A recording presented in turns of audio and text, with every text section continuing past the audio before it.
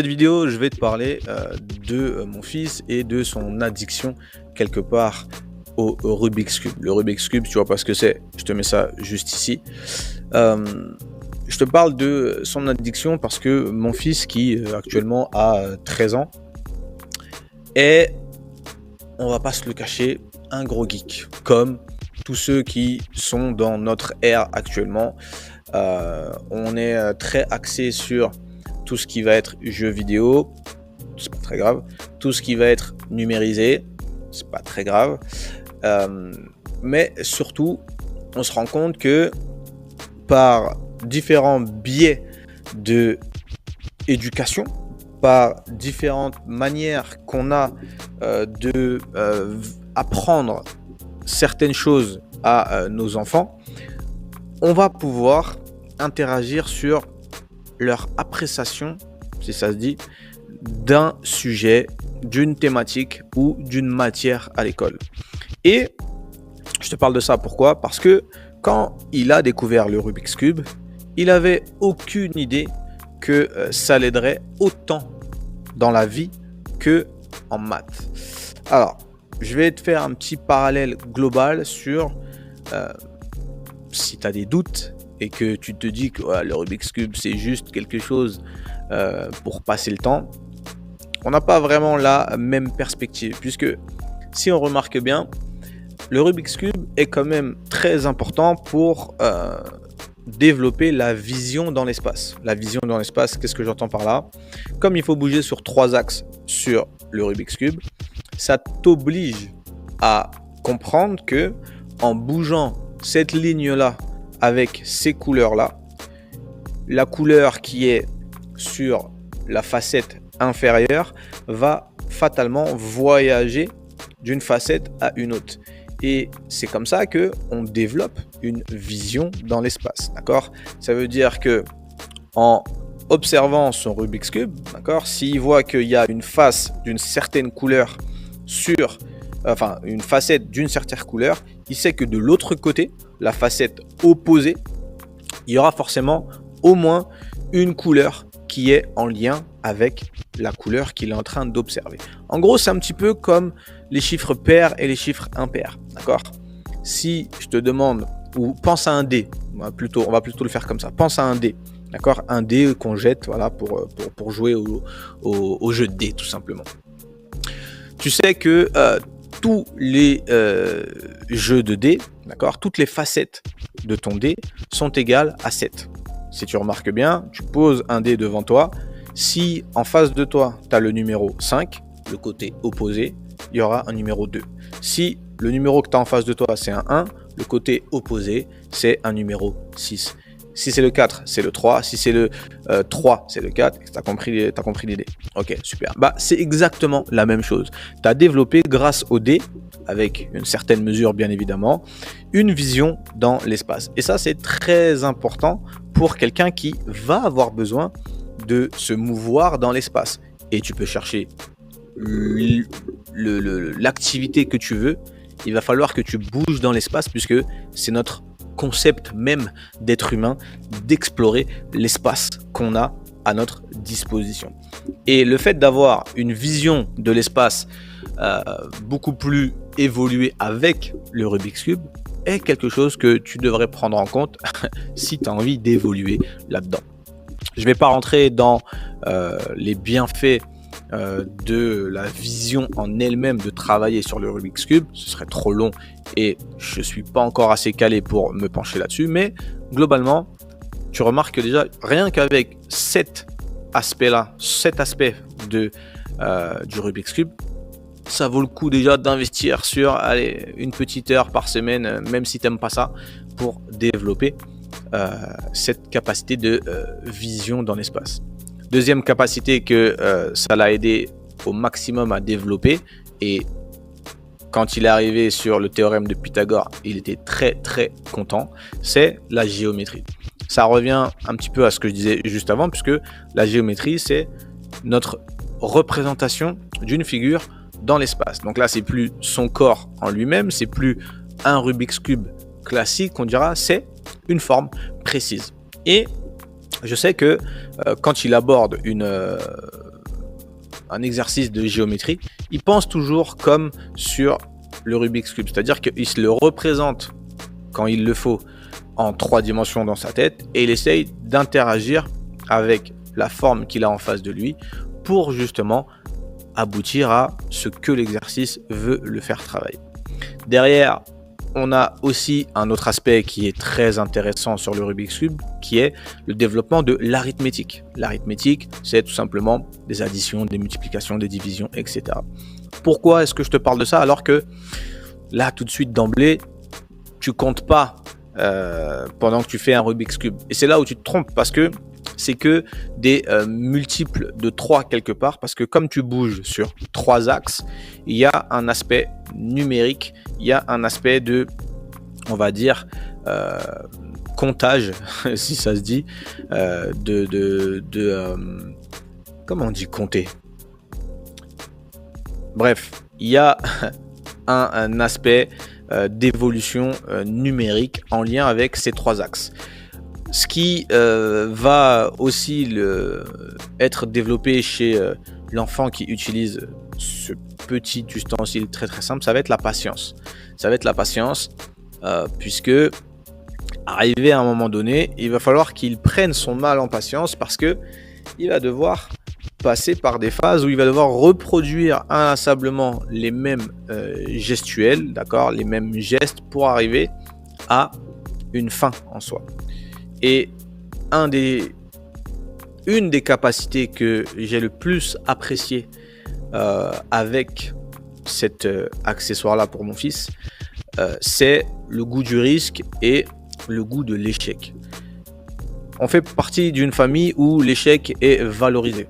On fait partie d'une famille où, en tout cas c'est ce que j'amène comme concept de la réussite, c'est que ça passe pas avant l'échec. Tu es obligé d'échouer à un moment donné pour arriver à une réussite. S'il n'y a pas d'échec, quelque part, c'est pas une réussite en soi. Si tu n'as jamais eu d'échec, pose-toi les questions sur le fait que est-ce que je me suis vraiment testé jusqu'au bout? C'est là où je veux en venir. Et ce qui est intéressant, c'est que le risque fait partie aussi de l'échec et de l'apprentissage de l'échec. Et fatalement, il se passe à un moment donné où on arrive sur nos capacités maximales. C'est-à-dire que on peut plus simplement avec ce qu'on sait faire d'emblée, d'accord, avec nos capacités globales, on n'arrive plus à avancer. C'est là où on a besoin d'une aide extérieure. C'est là en général où tes clients vont avoir besoin d'un professionnel ou de quelqu'un qui a les solutions à nos problèmes. Et vu que avec l'aisance que mon fils avait sur le Rubik's Cube, j'ai commencé à lui mettre des points de difficulté, des thématiques précises sur comment résoudre ce problème. On a mis des configurations précises, ça veut dire que on le mettait dans une situation donnée, une thématique donnée, c'est-à-dire qu'il y avait exclusivement le Rubik's Cube qui était complété sur la face, je vais dire n'importe quoi, bleu, ok, et il était obligé de repasser par une étape préalable avant de pouvoir finir ce Rubik's Cube là, parce que si jamais tu n'y as pas joué, ça ne peut pas te parler, mais tu es obligé d'avoir une hiérarchie dans un premier temps pour arriver à la fin de ce problème-là, qui est d'avoir toutes les faces d'une seule et même couleur. Et ensuite, on a amené un facteur temps. Ça veut dire que, ok, il était capable de le résoudre en moins de 3 minutes, admettons. J'ai amené une évolution de difficulté. Je lui ai dit, ok, le but maintenant, c'est de le faire en moins de 2 minutes 30. Ça veut dire qu'il devait amener une assiduité dans sa gestuelle, dans sa compréhension et dans son exécution. Ok. Fatalement, à un moment donné, il bute. À un moment donné, il est dans l'incapacité de le faire. Et c'est à ce moment-là où il me tend le Rubik's Cube, il me dit, vas-y, fais-le papa, parce que moi, j'y arrive vraiment pas. Et je lui dis, mais mon fils, moi, je suis incapable de faire ce que toi tu fais là actuellement. Et à sa grande surprise, à ma grande surprise, euh, il pensait que j'étais forcément meilleur que lui. C'est un peu normal, c'est de l'apprentissage empirique, d'accord, pour nos enfants, si t'en as, on sait tout sur la planète, d'accord, toutes les questions, on a la réponse. Et à sa grande surprise, j'avais pas la réponse à cette question-là. Et c'est là où il a eu une réflexion qui m'a touché, et c'est un petit peu pour ça que je fais cette vidéo, où il me dit « Ouais, mais comment tu veux que moi je réussisse si toi t'as pas réussi ?» Et c'est là où le cœur de cette vidéo prend sens, c'est que l'auto-limitation va être très souvent biaisée par ce qu'on a comme représentation des autres. À aucun moment, il s'est dit « Je peux être meilleur que mon parent, je peux être meilleur que mon père, je peux être meilleur que ma mère, je peux être meilleur que ma sœur, je peux être meilleur que ma belle-mère, etc. » À aucun moment, il y a eu ce déclic dans sa tête, puisque nous sommes la référence globale de capacité maximale, intellectuelle, physique, etc., émotionnelle, blablabla. Et pourquoi je te raconte tout ça? Parce que, comme je te l'ai dit tout à l'heure, ça lui a pris le goût du risque. Et le goût du risque, c'était que là, il va être face à lui-même sans avoir, dans la maison je parle, aucun moyen et aucune solution à proprement parler qui pourrait venir l'aider sur une phase précise. Et on est grec, et fatalement, ça me renvoie vers une vidéo que j'ai vue sur des expériences de puces. D'accord, les puces, tu sais, c'est les petits insectes qui sautent 20, 15, 30 fois leur taille. Donc en gros, c'est une puce qui fait peut-être 3 mm de hauteur et qui peut sauter jusqu'à 15-20 mètres. D'accord, de hauteur. Bon, en tout cas, tu as compris un petit peu le principe. J'abuse peut-être avec 15-20 mètres, mais l'idée est là. Et ils ont fait une expérience, ils ont mis des puces, d'accord, ils ont mis des puces sur une table et ils ont calculé la hauteur de saut. Ils ont calculé ce saut-là, je vais dire n'importe quoi, elle sautait à approximativement 80 cm, d'accord. Donc il la mettait sur la table et elle sautait 80 cm. C'est un exemple, ok. Une fois que ils ont pris ces mesures-là, ils ont enfermé les puces dans un bocal qui fait 40 cm et ils les ont laissés à l'intérieur. Ils ont laissé les puces se reproduire et comme la progéniture, les petites puces, voyaient exclusivement les parents sauter au maximum du bocal dans lequel ils étaient, c'était approximativement 40 cm, ils ne pouvaient sauter exclusivement que 40 cm en dehors du bocal. Ce que j'essaye de dire avec cette vidéo, c'est que ne te sens pas limité par ce que tu connais des autres, que ce soit tes parents ou que ce soit tes meilleurs amis. Tu peux être le meilleur dans ton domaine à condition que tu y crois dans un premier temps et à condition surtout que tu travailles pour. Il n'y a rien de plus risqué que de faire en sorte d'être au moins aussi bon que tout le monde. Pourquoi se contenter de ça? Autant faire notre maximum pour atteindre notre 100% potentiel. Alors ça fait un peu wouhou, ça fait un peu gourou chaman à 12 balles, mais c'est vrai, ok. Et si tu fais partie des gens qui ont peu parce que tenter c'est risqué, je terminerai cette vidéo sur la petite punchline que mon père m'a sorti à mes 17-18 ans, quelque chose comme ça, parce que j'avais l'opportunité d'aller au Brésil m'entraîner dans une académie prestigieuse pour faire du MMA avec mon pote de toujours.